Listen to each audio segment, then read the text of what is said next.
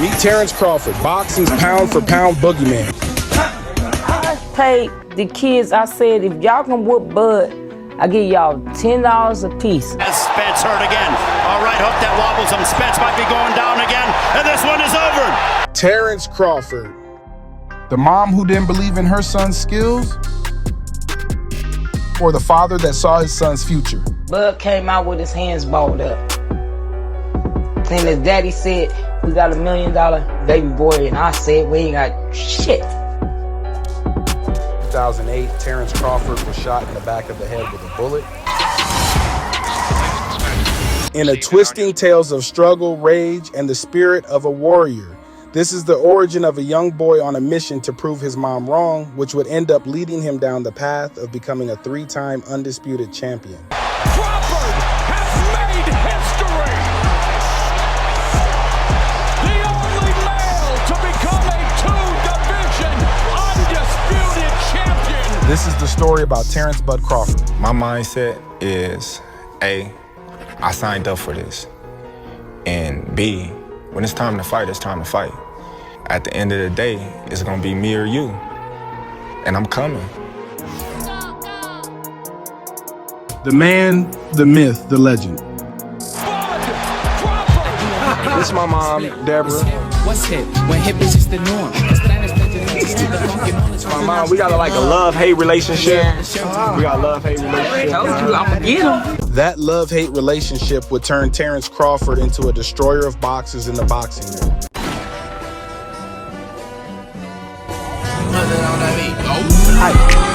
Known for his versatility as a switch hitter, Terence Crawford is one of the greatest southpaw fighters of all time.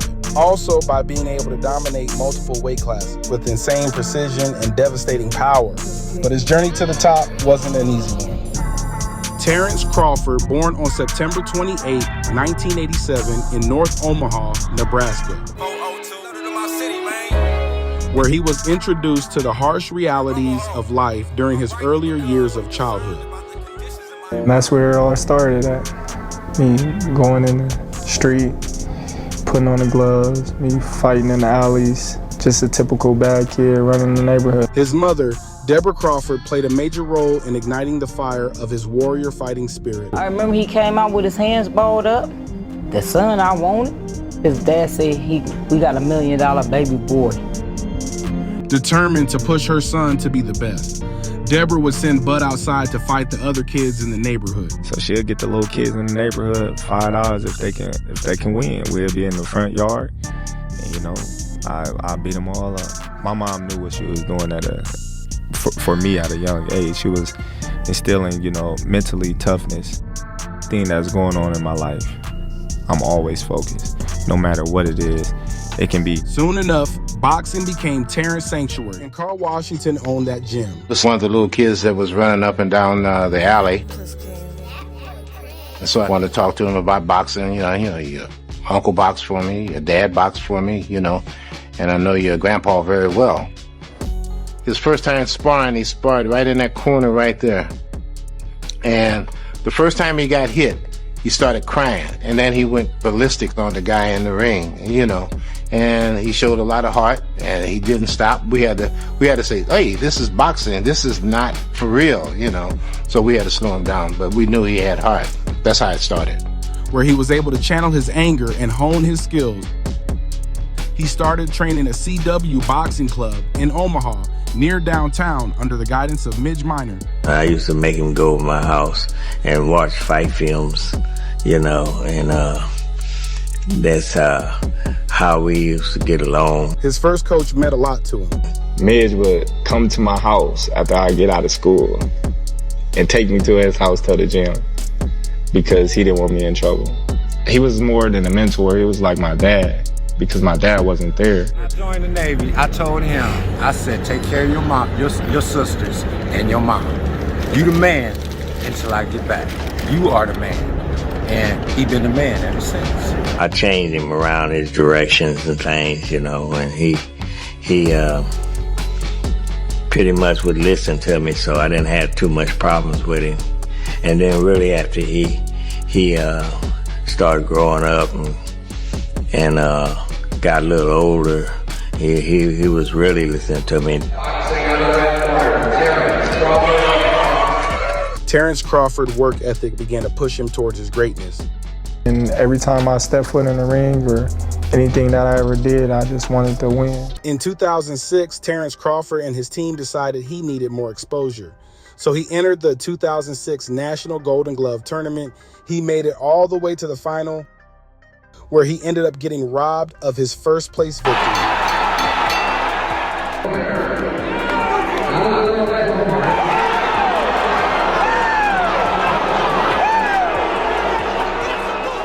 I had fun, you know. It was a good experience. But this ain't gonna do nothing but make me stronger. I'll be back. I'll be back. Next, Crawford began training for the Beijing Olympics Games. But at the Olympics trials, he came up short. And what's next for you? Yeah, turn professional. Look out for me. As an amateur, Bud accumulated an impressive record, earning multiple national championships. Despite Bud's raw talent, his path through professional ranks was fought with obstacles. He turned pro in 2008, making a name for himself after a series of victories. However, as his professional career was taking off, Crawford experienced a life-changing event that could have ended everything.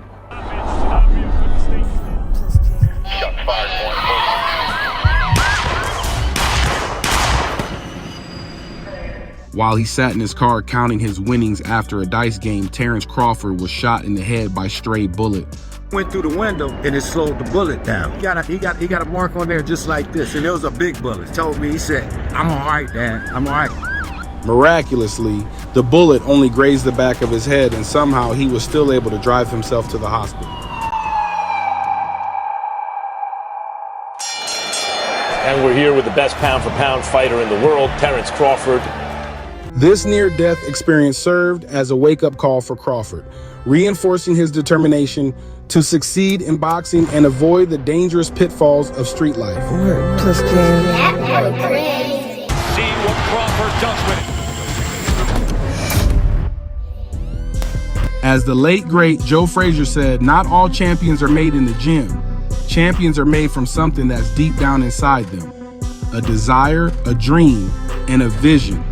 By embodying his father's dream and consumed with the desire to prove his mother wrong, the raw, motivated maestro was ready to dominate boxing 135-pound division through a scintillating blend of brutality and skills.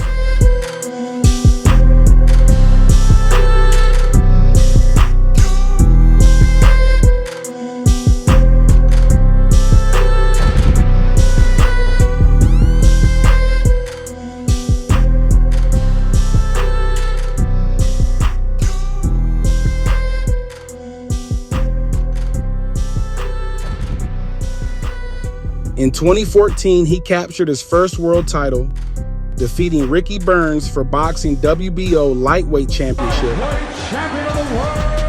He defended his belt with dominant performances against Yuriorkis Gamboa and Edgar Raimundo Beltran, showcasing his ability to adapt and outclass his opponent. In 2014, as Terence Crawford profile rose as one of the world's best pound-for-pound fighters, he decided to reach out to the people in his community to help give back. Terence Crawford is more than just the people's champ. Here I wanted to talk to him about how he's doing in boxing, and he just was like, tell me about Africa. What were you doing in Africa? And where are you going? And he's like, he asked me, he said, will you take me? I said, yeah, I'll take you. I'm like, when do you want to go? Terence Crawford reached out and said in 2 weeks, since he'll be preparing for a fight. I had a team that was supposed to be going in September. We moved the trip up and ended up going like a month later in August to Africa together for the first time. This is something that Terence Crawford did not have to do, but it was on his heart. He was able to take in this experience for the very first time in his life, and he didn't hold back. He gave the kids his time talking about life and about self-defense. The shooting and this trip would change Terence Crawford in Omaha forever. When I got shot and everything panned out the way it did and I came world champion, like it was like my responsibility to keep winning and keep hope alive for the people that look up to me, that want to accomplish something in life. This is the place where he keeps that hope alive. Located in North Omaha, where he and his coach are training the new upcoming young fighters. B&B Boxing Academy stands for Bo and Bud. Terence Bud Crawford, Brian Bomac McIntyre. You gonna go to that other circle, that other line right there. When you get ready to turn, go. Let's go! Our gym sits right in the middle of the black community. We did that because we want to keep it right here where we started at. We started here, we want to finish here. Terence Crawford and his coach, Bomac McIntyre, are doing what they can to keep the youth off the street. The gym is free to all kids in the city. Sit up, go! They can get free boxing lessons. They also have a tutoring program to make sure the youth will not only be trained in the art of self-defense. You gotta step in with your punches, step in with your combinations. Let's go! But also have the ability to educate themselves. This is what I love to do. I love to be at the gym. I love to train kids. What else I'm gonna do? I can't steal, I can't cheat, I can't lie, I fucking can't murder nobody. But one thing I can do is teach a kid how to fight. You know what I'm saying? In 2015, Crawford moved up to the light welterweight division, where he continues to excel. He unified the WBO and the WBC title by defeating Victor Postol in a masterful display of boxing. Oh, what a great counterpunch. He touches the canvas again. Yep. That's another knockdown. Crawford's relentless pursuit of greatness saw him stop Julius Ndongo in 3 rounds to become the undisputed light welterweight champion in the year 2017.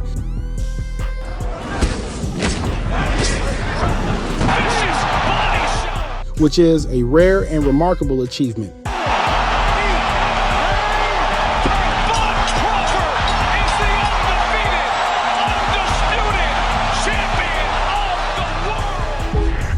On July 29, 2023, his rise to legendary status was underlined in one of boxing's most eagerly anticipating fights since Mayweather versus Pacquiao.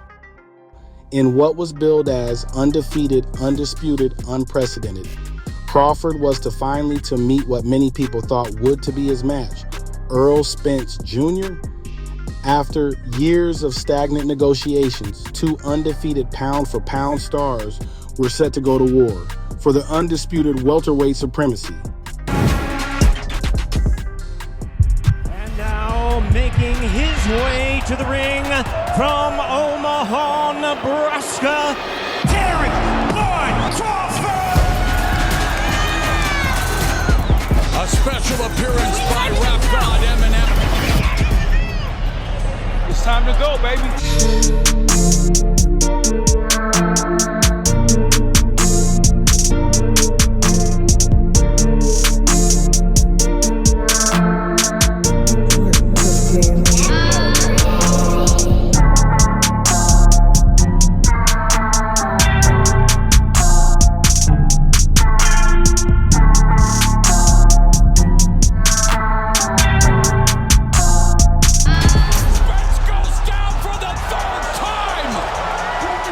Crawford dazzled in the ring while the world watched him buckle and dismantle their Dallas Star King.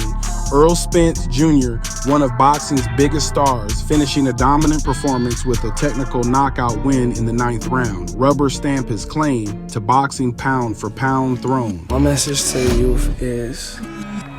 Outside of the ring, Crawford remains deeply connected to his roots. Despite his success, he has never forgotten where he came from. Everybody that took the time out to come to this event, not only myself, but for the community and the kids. He continues to give back to his community, inspiring the next generation of fighters with a story of perseverance and triumph. Whatever you want to do in life, find something that you don't mind doing. So I'm like Bud from Omaha, Nebraska, when I turn pro. Fuck, man, these kids look at Terence like he a god. The good part is he's still here. He hasn't went nowhere. That just goes to show you, you ain't gotta go to Hollywood. Hollywood come to you. Nevertheless, his story is far from over. The next chapter will see Terence Crawford setting his sights on becoming a 4-time world champion. When he faces unbeaten Uzbek, Israel Madrimov on August 3rd, 2024 in Los Angeles.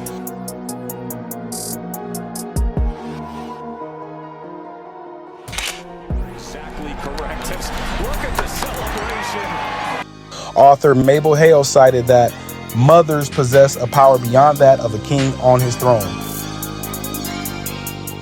It may be that Deborah Crawford possesses that power to put Boxing King on his illustrious throne.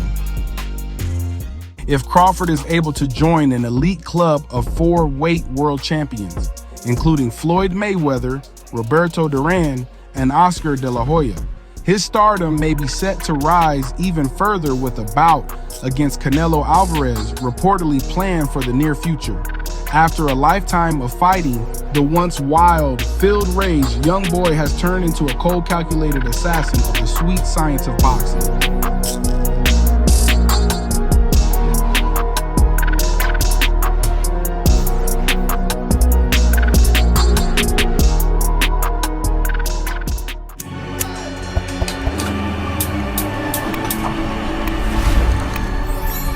What? Just